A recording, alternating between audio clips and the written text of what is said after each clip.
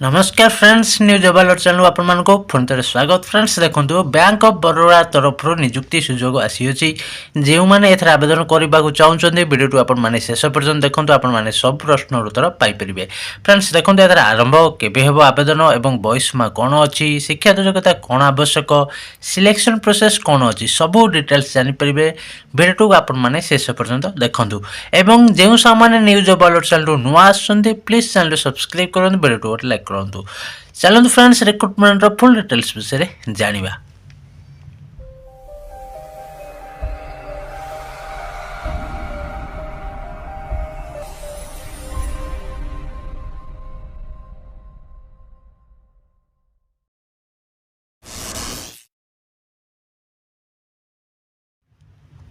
देखो friends selection process कौन आपनकर आवश्यक रोची।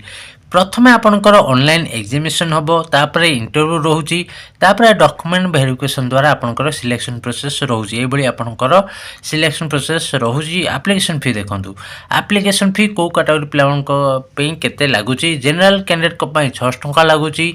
ईडब्ल्यूएस पिलावन को पई 6 टंका। ओबीसी कैंडिडेट को पई 6 टंका। पीएचडी वुमेन कैंडिडेट को पाई 100 टंका। एससी एसटी फीमेल कैंडिडेट को पाई 100 टंका एप्लीकेशन फी लागुची। तापर आपनकर रोची डॉक्यूमेंट कौन आवश्यक देखंतु। प्रथमे आपनकर क्वालिफिकेशन सर्टिफिकेट आवश्यक अछि। क्वालिफिकेशन सर्टिफिकेट देबे तापर सर्टिफिकेट रे आपनकर ड्यू थिबा नियति आवश्यक। एवं आपन जे फोटोडी दउचंदी पासपोर्ट साइज फोटो दउचंदी से रिसेंट होइतिबा दरकार बा 3 मास भीतर आपन उठैतिबा दरकार। जदि आपन माने 3 मास भीतर उठैछन ताले से फोटो मध्ये आपन माने देई परिबे। तापर आपनकर एक्सपीरियंस सर्टिफिकेट मागिची। आपनकर एक्सपीरियंस जा थबा आपन माने देई परिबे। तापर देखंतु अप्लाई स्टार्टेड ऑलरेडी स्टार्ट हे जिवो।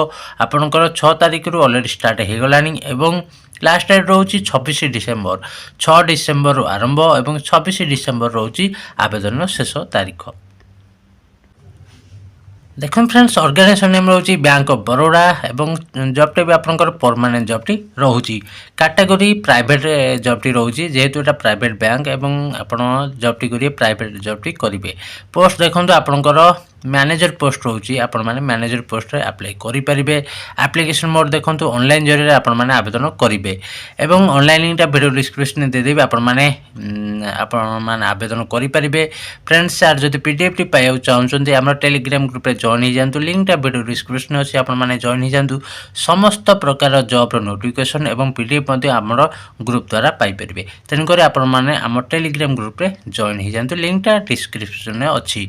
एवं के माने एथरा आवेदन करिवे देखंतु ऑल इंडिया कैंडिडेट एथरा आवेदन करि परिबे। भारत रो समस्त पिला माने एथरा आवेदन करि परिबे।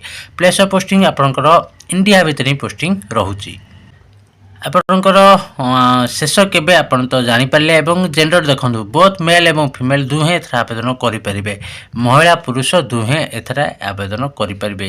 तापर देखंतु फ्रेंड्स आपनकर एजुकेशनल क्वालिफिकेशन आपनकर एजुकेशनल क्वालिफिकेशन कोन आवश्यक रहबो देखंतु। आपन माने यदि ग्रेजुएशन कंप्लीट करचंती एवं पोस्ट ग्रेजुएट एमबीए कंप्लीट करथबे ताले एथरा आवेदन करि परिबे। एवं एज लिमिट देखंतु एज लिमिट आपनकर रहउची मिनिमम रोचे 28 वर्ष मैक्सिमम 37 वर्ष पर्यंत आपण माने एथरा आवेदन करि परिबे। मिनिमम 28 वर्ष एवं मैक्सिमम 37 वर्ष पर्यंत आपण माने एथरा आवेदन करि परिबे। तापर आपनकर एज रिलेशन रहउची। आपनकर जनरल बा ओबीसी कैंडिडेट को पाई रहउची 3 वर्ष एज रिलेशन। जनरल बुझले जनरल एवं ओबीसी कैंडिडेट को पाई रहउची 3 वर्ष। तापर आपनकर रहउची एससी एवं एसटी पिला मन को पाई एसटी पिलांग को 5 वर्ष रहउची। एवं आपनकर जो पीडब्ल्यूडी पिला माने थबे जदि पीडब्ल्यूडी पिला माने थबे बा से एसटी बा एससी कैटेगरी पिला माने हेतबे तांकर रहउची 15 वर्ष रहउची एज रिलेशन रहउची। एई बळी आपनकर एज रिलेशन रहउची। फ्रेंड्स आपण माने बुझी पारले जदि किछि डाउट रहउची मते कमेंट करंतु मु तार उत्तर दबाउ चेष्टा करिवि।